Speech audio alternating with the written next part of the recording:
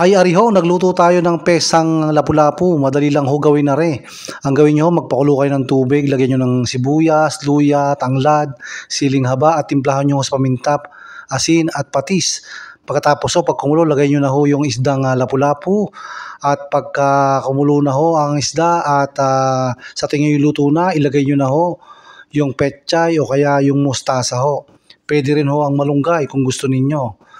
Pero sa akin, ang ginagawa ko, nilalagyan ko ho ito ng petchay.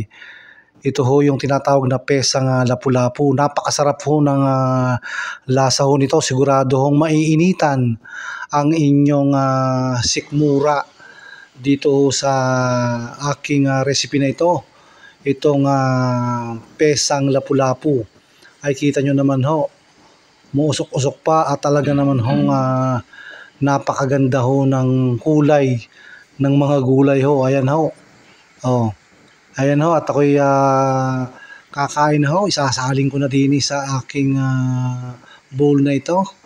At tayo'y kakain na ho. Ayan ho, kitang-kita nyo yung ulo ho ng lapu-lapu ho yan. Yung buntot ay itinira muna natin. At dahil medyo malaki-laki ho itong lapu-lapu ho ito. So ito ho, itry nyo. Napakasarap ho nito.